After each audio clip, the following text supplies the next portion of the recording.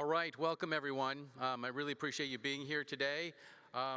If we're having troubles with acoustics, there are parts of the room that may be better than others. I'll ask you to explore that. If you'd like to come to the front, that would be great, but having been a back-sitter in auditoriums for my entire academic career, I understand the habit is hard to break.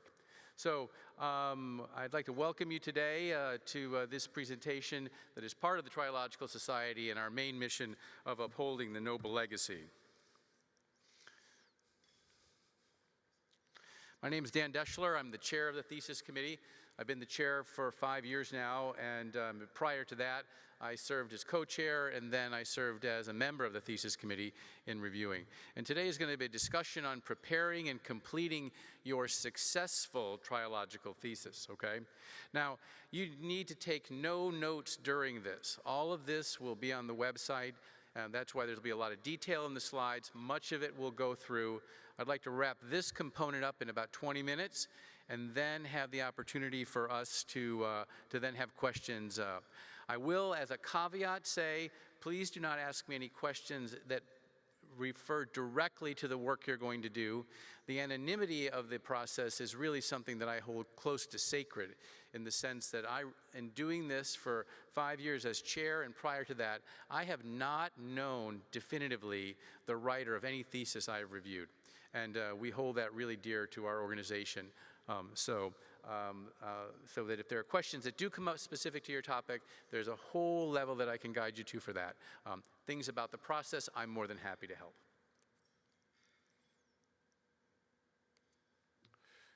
So any talk like this or any talk you're going to have is going to begin with disclosures and conflicts of interest. Earlier in my career, I had no conflicts of interest as a decision. Now I think I don't have any conflicts of interest because I've been partially shunned by folks, and so, but still I'm clean in that way. But as you know, there's always something that you need to declare. And so what I'll declare today is that I love what I do. I love what I do as a surgeon. I love what I do as a doctor, as a teacher, as an academician, and a society member. And I've loved it since I began in my residency. And this photo is from my residency. And these are people that I learned with, I learned from, I still learn from, and they're still great friends of mine.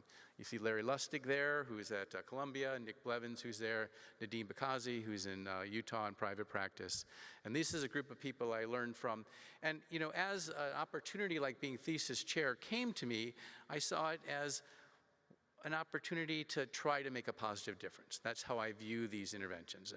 And then it really was like, how am I going to be innovative and move things forward and make a positive difference in something that seems so well groomed because of the great people who have preceded me, such as Rick Pillsbury and Dana Thompson. And you may look and say, hey, especially like an old guy like you, how are you going to be innovative? And I will point to this right here. You know, look at these glasses and the timestamp on this. It's 1993. This is fully 4 years before the first Harry Potter book was ever published. And so even back then, a little bit of innovation. So as I was trying to think of what we can do or what I could try to difference we could make in the upcoming years with the thesis process, since we have the logistics very well groomed, as I talked to people, I found that there is this impression about the thesis that it is really an obstacle. It is what is keeping me from being in the Triologic Society. It is something that I have to get over. It is a hurdle.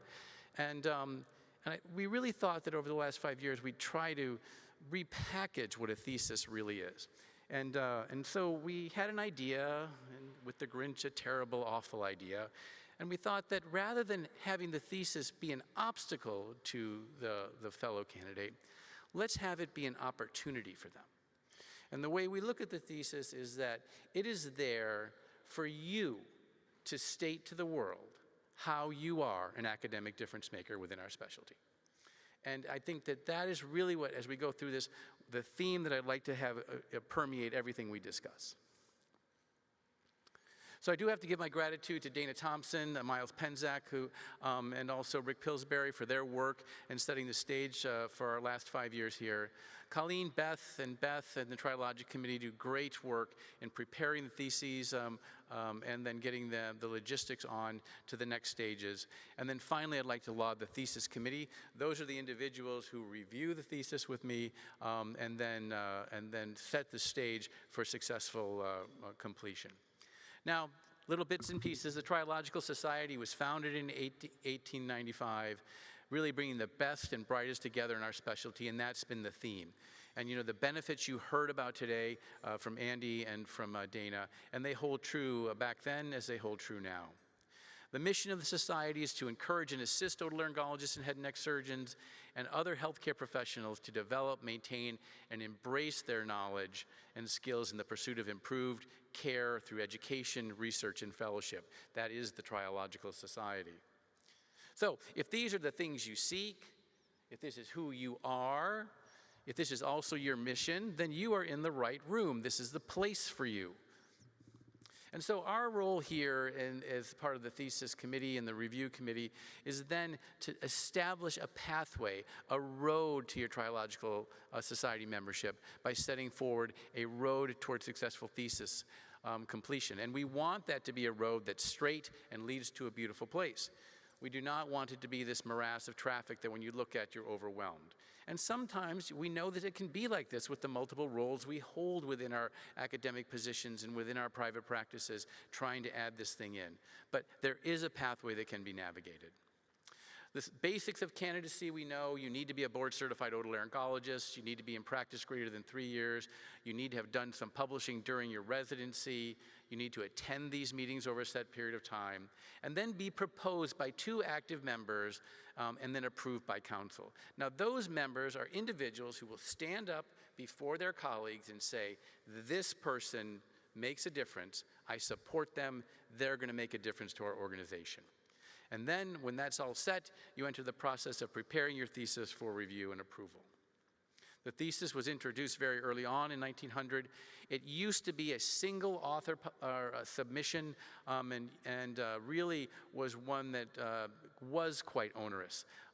But again, the theme of it was to represent the candidate's unique contribution and evolution within the specialty. There has been evolution, and one of the great evolutions was that although submitted under a single name, the ultimate published work can be with all your co-contributors. And so that's an important aspect of this. Theses are now limited to 40 pages, so it does not need to be a tome. And then great innovative work by Dana in 2015, introducing new areas of submission beyond clinical research, beyond basic science research. And those are health services, ORL status and trends, technology and procedural development, and historical perspectives. So the reasons to write a thesis are, again, to be in the organization, but really to demonstrate your unique contribution to otolaryngology head and neck surgery. It is an honor, it is a distinction. You have made an extra effort, and it is something to be lauded. It could be an example of your career advancement, but it could also be a career-defining component if you approach it later in your career. And again, be career distinguishing for senior candidates. And although not pertinent for a number of societies, there are still a few that like you to be a Trilogic member before having application to theirs.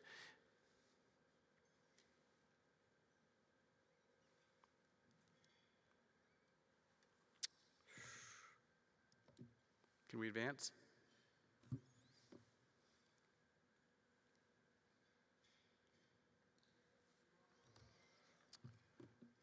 Can you advance?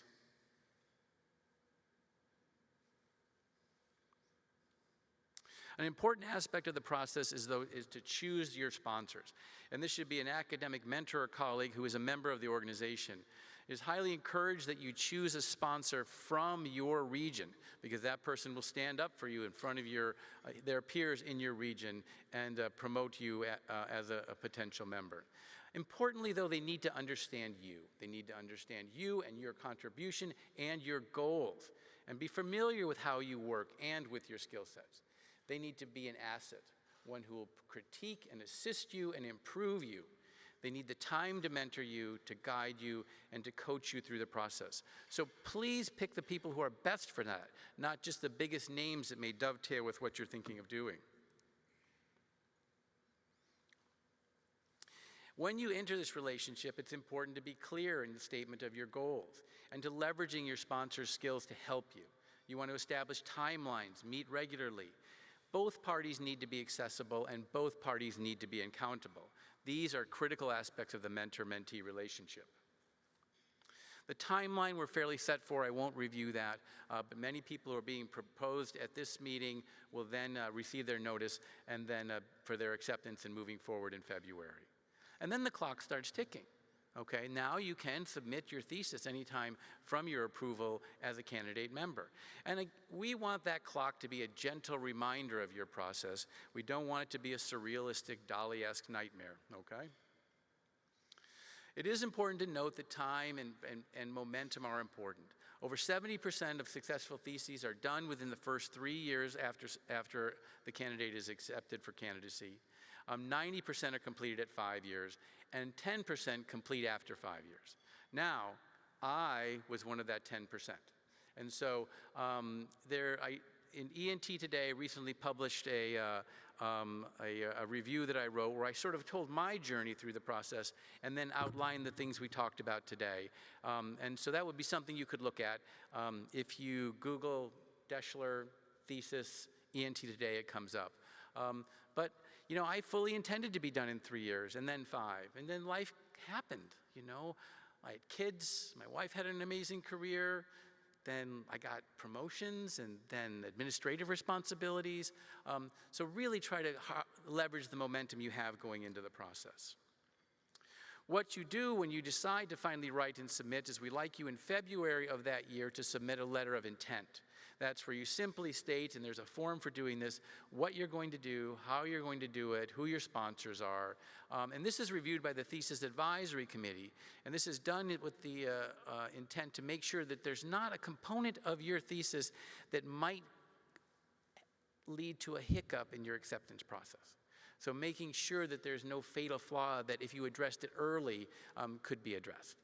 Most people are approved for this and then move on, but that's the intent of it, and to have the Thesis Advisory Committee aware of your efforts to do this. Then when you submit, we ask that they be in by August 15th. Your thesis is then reviewed by the staff at the Trilogical Society to make sure that it fits the format correctly, to make sure that there are no obvious breaches of anonymity, and then they're given to me, and then I disperse them throughout the thesis committee. They are reviewed over about a 10-week period. We meet in early December, and then we discuss them. Each thesis will be reviewed by 4 individuals. There will be a primary reviewer from the committee, 2 secondary reviewers, and then I read every thesis that's submitted. And some core things, it needs to be a unique work, it needs to be anonymous in the way it's written, and you need to be responsible for 70% or more of the text and of the research that is done, and you sign a letter stating that. I urge you not to have this be a last-minute event, okay? You do not want to be rushing it. You do not want to be rushing it to your sponsors so they do not have the time to review it and make this right for you. And part of the letter of intent is alerting your sponsors that you're going to be doing this so they can feed back to you and support you. There we go. Can you advance again for me, please?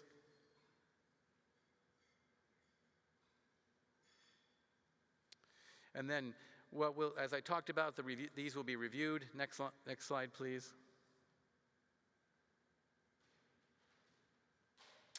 The thesis committee is a really devoted group of individuals, and here they are here. These are not mean, awful ogres who stand at a gate and prevent you from proceeding with your academic goals, missions, and plans. These are people who are invested in your success and producing something meaningful and becoming a part of the organization. So we'll have anywhere from 10 to 13 or 14 individuals. They represent the breadth of the specialty, both in region, in diversity, and in specialty. And this is the current thesis committee, which did the work over the last cycle. We will then, after reviewing, present the theses that were reviewed at this meeting to the council.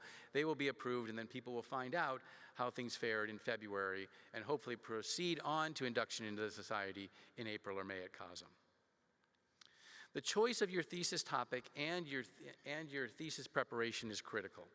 So you should choose something you're passionate about. You should choose something that is your work, that shows your impact. Do not do this as a one-off of the multiple papers you are producing. Again, this is your opportunity to state who you are as an academic difference maker, because you will be sitting in a meeting someday and someone will make a very simple statement that so-and-so in their trialogic thesis reported that. That holds weight, that holds meaning, and it holds that for the society, for all our colleagues, and for you. Early to mid-year candidates that should be in concert with your career trajectory and your interests. Senior candidates can be more retrospective in how they approach it. Early on, leverage your resources, your statisticians, your administrative assistants, and the infrastructure to help you look. The most important resource for you will be time. And that is protected and that is extracted. So you're going to need to look at your world and extract a little time back so you can proceed along this effort. Again, you need to be responsible for a certain amount of effort. It cannot be previously published work. It can be a further evolution of previously published work, but that should be a significant evolution. It should be an original topic that educates our colleagues and the world and those related to your topic. Again, if you build on previous work, you need to de-identify that. You can't say in our previous work and then cite it so then someone can look and see who you are from the citation. There's an easy way to take care of that, and people can help you with that. Again, you see the breadth of topics that have been addressed with successful theses over over this 15-year period. In the last breakdown, we see that all areas of otolaryngology represented, a keen interest in pediatrics this last year, which was very exciting and educational for me. Again, if you need statistical support, garner those resources early, involve your sponsor and your chair and people who can help you along the process.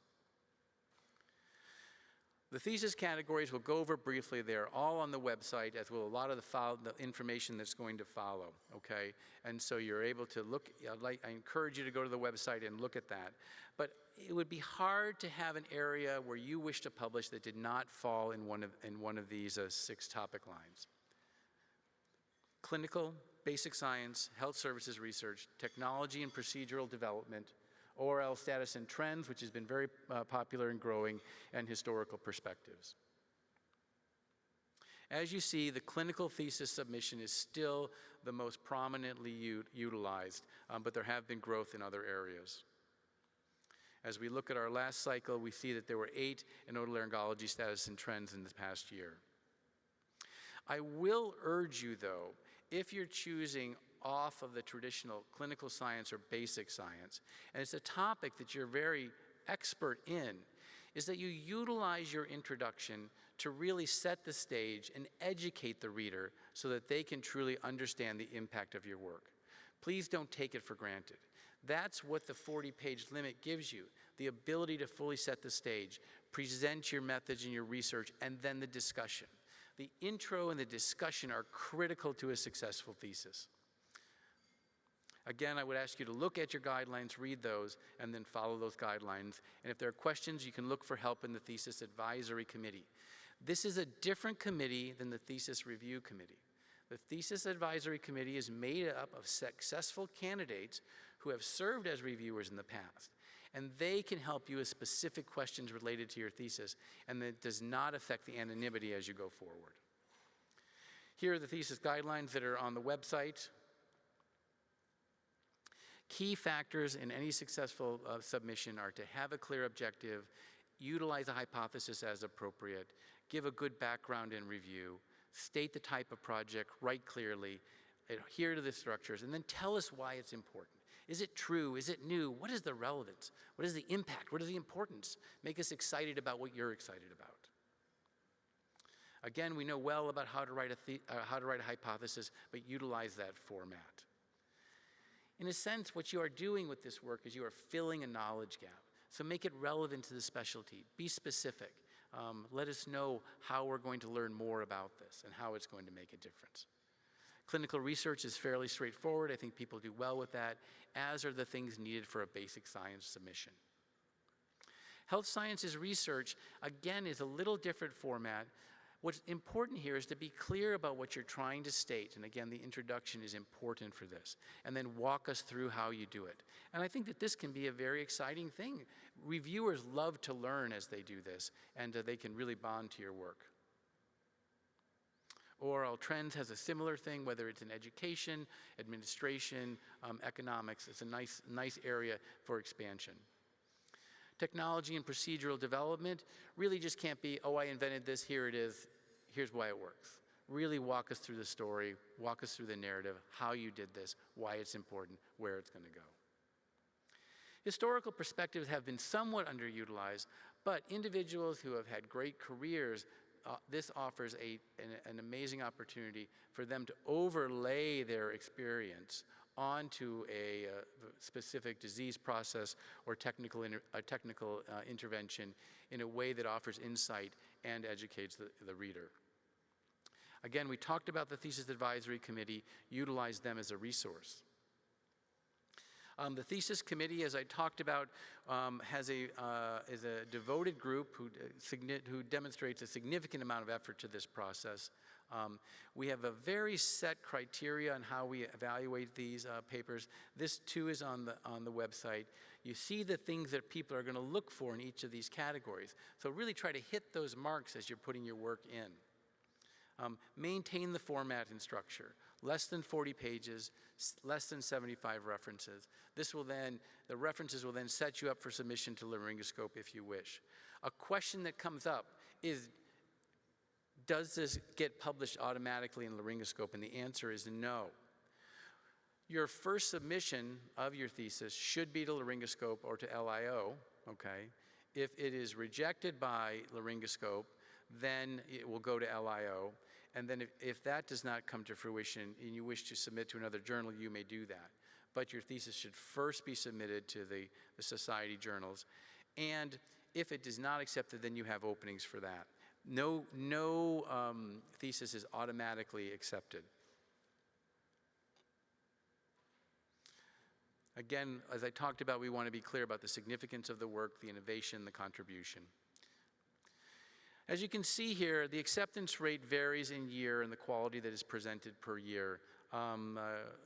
They can go from anywhere to 73% to 96%.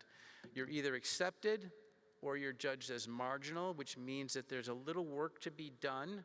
And in the straight marginal category, those people are urged to submit the following cycle, adjusting what has been offered by the committee, and it's usually very readily done and accessible to the candidate. There are specific situations where we may do an expedited review. If there are just a few things that need to be hit and it can be addressed within a 4 to 6 week period, we can do an expedited review, which will then put you on cycle for submission that year. But those are special circumstances. Rejection, if that is submitted, then what we're saying is we urge you to take another direction. By and large, this is a very rare occurrence in recent times. I think we can find a good space for everybody. But if that's the case, we'll have a frank discussion about maybe with you and your sponsors about looking in another direction. And reasons for rejection can be multifold, but it is a rare occurrence.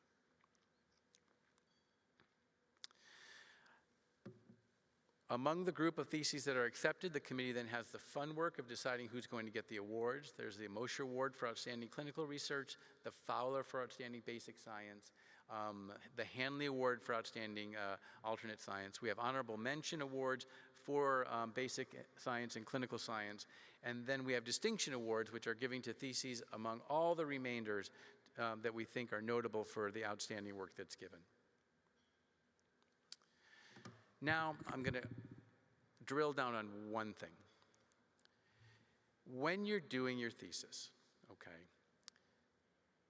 please have a consideration for it having a bit of heft and substance, okay? So do not submit the 3/4 page introduction, your data, your methods, your results, and then a 1.5 page discussion.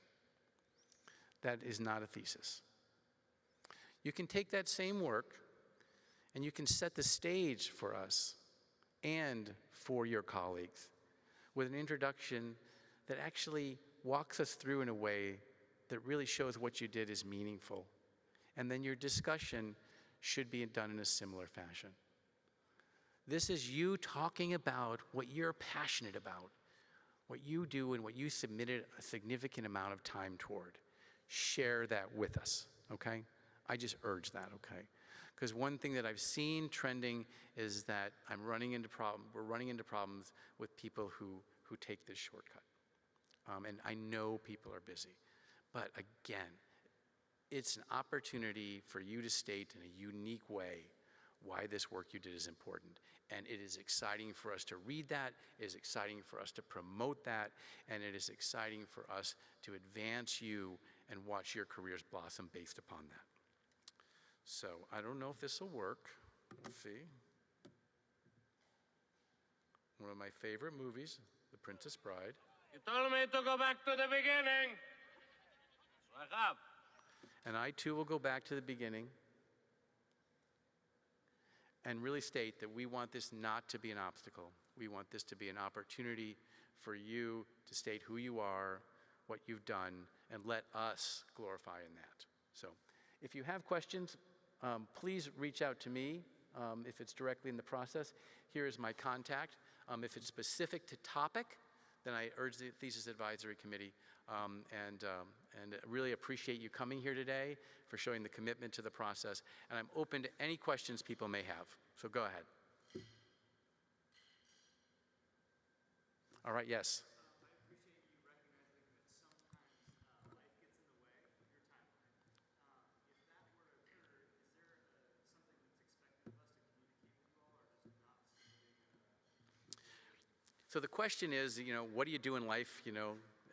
Life gets in the way, right? But it's great to have life get in the way. We don't expect you at 5 years, 6 years, 7 years to keep saying, I'm going to write it, I'm going to write it, I'm going to write it, okay? The organization keeps track of that. We may occasionally reach out to your sponsors and say, hey, Tom and Margaret are 10 years now. Do you maybe want to chat with them and see where they are, what help they need and things like that? So. And you're looking at, I think I'm an 11-year person. I did mine at year 11. And I actually urge you to read this little thing I wrote because it sort of tells you, why, and it tells you how I overcame it. And it actually ended up, I'm very proud of my thesis. For me, my thesis was I was able to take two great surgical impacts in my life and how they came together to answer a specific question. So I took this great head and neck surgeon who developed tracheoesophageal voice and Mark Singer. I took this guy, Rick Hayden, who brought free flaps into otolaryngology.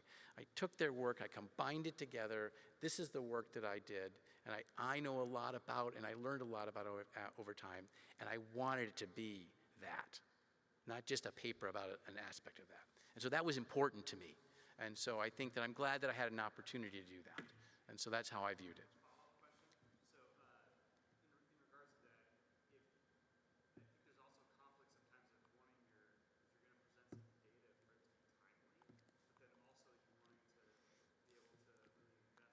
Right. Right.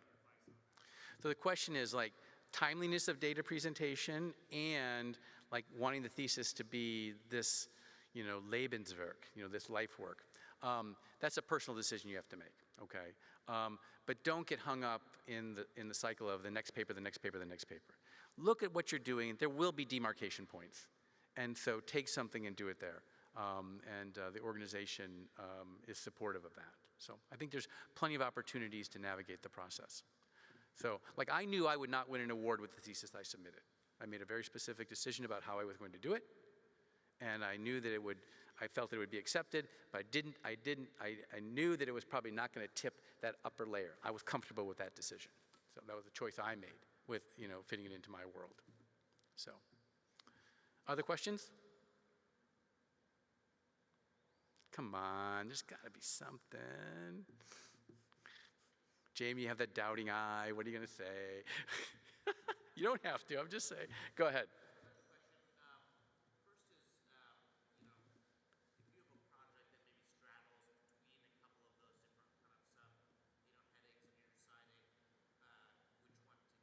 Right.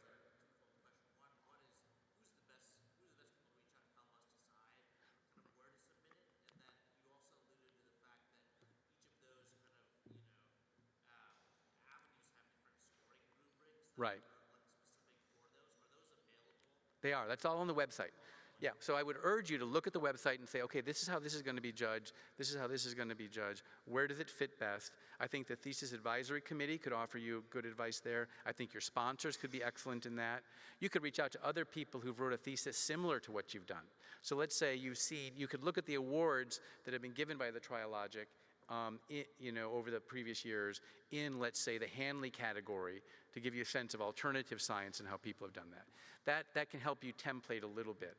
If your effort is earnest, I think that, and your work is solid, you can navigate multiple directions, okay? There's no perhaps wrong way to do it. But I think asking people and looking at previous efforts would be important. Good. Yes?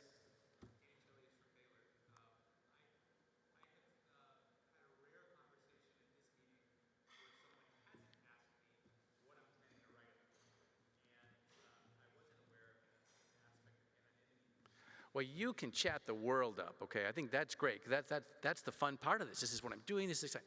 But if you have a thesis-specific question, don't come to me, okay?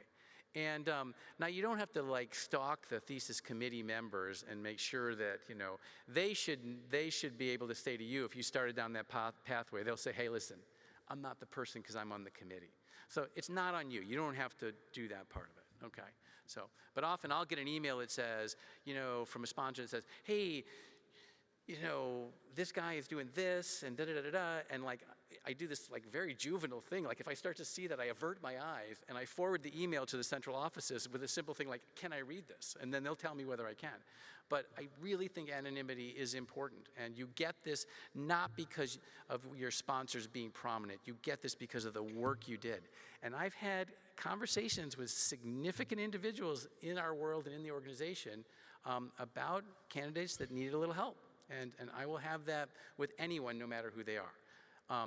All of those people get to a good place, and I think we've really been excited about that evolution and the conception of what we're trying to do. So, anyone else? Yes.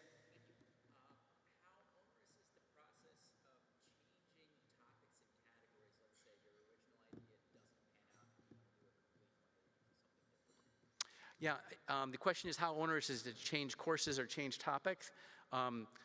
Really, it's up to you, okay? And so the only time that you sort of commit is like in that LOI in February.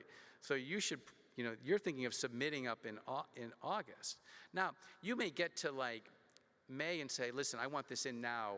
I'm going to write something different. Just notify the office that I've had a change in course. I'm not going to submit this year. I'm going to look at a different topic the next year and submit a new LOI, okay? You're all brilliant people, and if I look at your CVs, I'll see you publishing in many different areas. How you decide to, express your brilliance, that's a personal decision. The society just wants to be a part of that, but it does not want to mandate. But make sure you clear it with your sponsors so they know what's going on.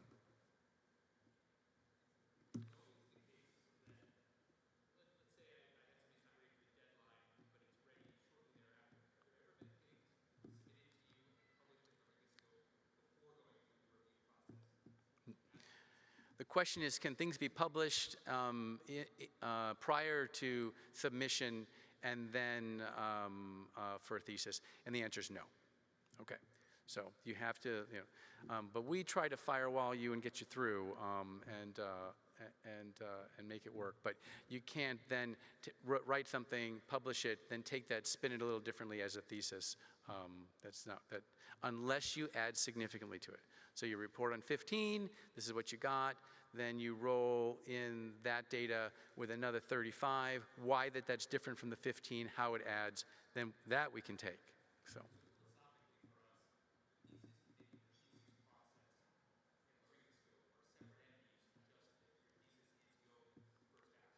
Yeah, Laryngoscope and the thesis committee are separate entities. Often, though, Laryngoscope will utilize the thesis review committee as reviewers for your piece. So they'll submit, and then they'll look at the people who are on the committee and reviewed, because they've done the work for this, okay? And so, and that's an asset to you, because if you're at that stage, then they've already looked at your work and thought highly of it. And it takes out another potential snag in the process. And Sam has been outstanding with this process and shepherding to people into very good positions. You're off.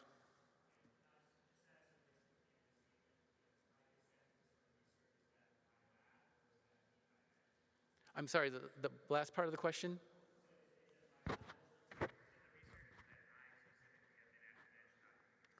No, I think like you are your lab, and I think that, yeah, you don't have to be pipetting and have data and have video of that. But this should be your stuff, and you should own it, and they're an extension of you. So, and we're not going to drill down like, well, you came in at 68. Sorry, like, we believe you.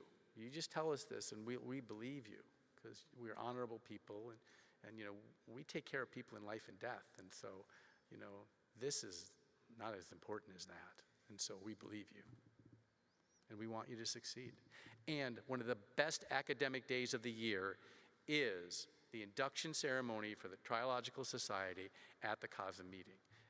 It is truly a remarkable day, and you're all going to be there, and it's going to be awesome. So, any other questions? Yes. All right.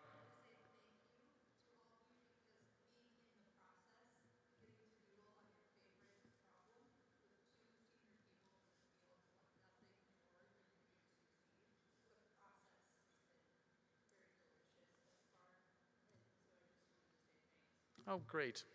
Great. I'm glad. It's hard work, right? But, like, there's nothing wrong with hard work. If it's good work and it makes a difference, makes you feel better, makes you better, makes those around you better, like, that's okay.